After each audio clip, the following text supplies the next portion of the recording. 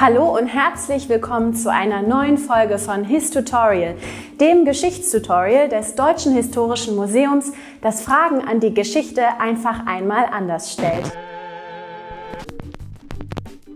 Mein Name ist Miriam und unsere heutige Frage lautet: Wie erfindet man sich neu? Das Mittelalter gilt für viele als eine Zeit der finsteren Barbarei.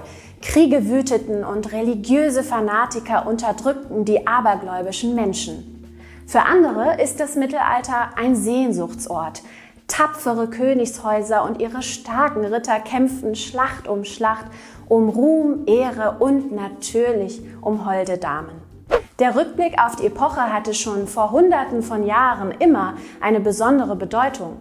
Mit ihren vermeintlich heroischen Idealen und traditionsreichen Stammbäumen fand das Mittelalter ständig Einfluss auf die Gesellschaft, Kultur und Kunst. Es wurde also immer wieder neu interpretiert. Warum eigentlich?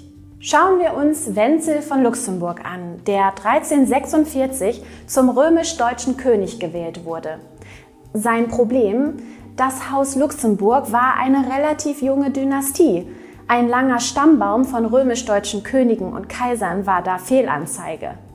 Um Macht zu demonstrieren, war aber genau das ziemlich wichtig. Zum Glück half da eine kleine Namensänderung, durch die er von nun an Karl genannt wurde. Klingt gut, oder? Nicht nur das.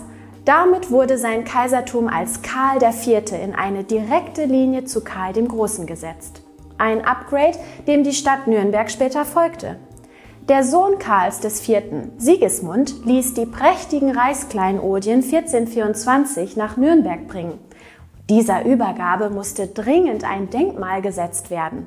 Und wer ist da besser geeignet als der bekannteste Maler der Stadt, Albrecht Dürer?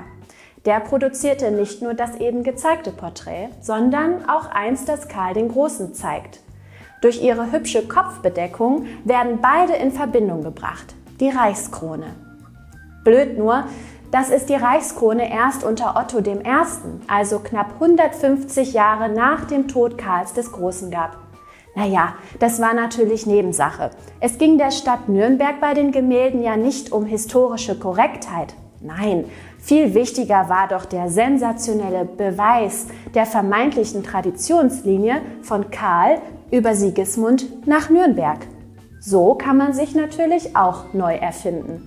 Machen wir noch einen ziemlich großen Sprung zu einer anderen, neuen Traditionslinie. Im 18. und 19. Jahrhundert, also im Zeitalter der Französischen Revolution, löste der intensive Kampf gegen Frankreich unter den Deutschen ein starkes Nationalgefühl aus. Man sehnte sich nach einem Nationalstaat, wie ihn England oder Frankreich schon lange hatten. Um so ein Einheitsstreben besser zu rechtfertigen, schien die Zeit des Hochmittelalters ideal.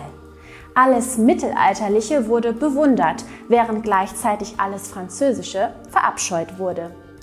Das Problem war leider, dass die mittelalterliche Kunst und Kultur sehr starke französische Einflüsse hatte. Die Gotik wurde nun als typisch deutsch verstanden, hatte ihren Ursprung aber in Frankreich. Und viele Werke der mittelalterlichen Literatur wurden von deutschen Autoren aus dem Französischen adaptiert. Tja, nicht ganz ideal, oder? Ein Glück, dass Anfang des 18. Jahrhunderts quasi ein Bestseller entdeckt wurde.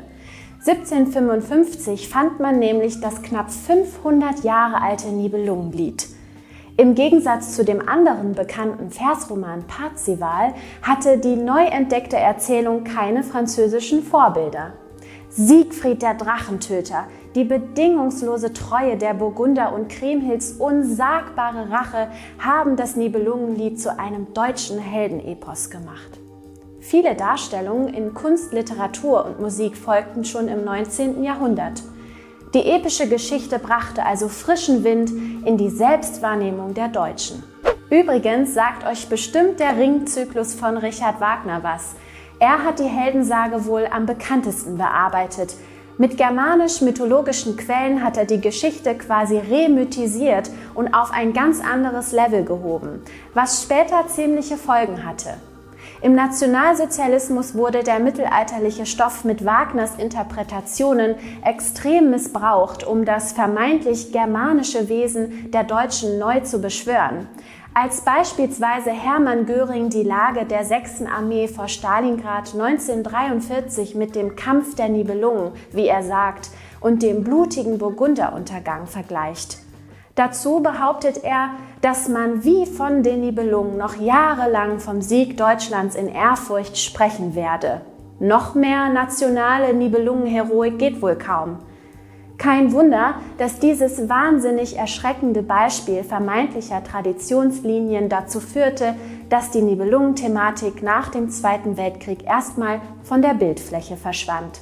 Hättet ihr gedacht, dass Neuerfinden mit alten Mitteln so einfach geht?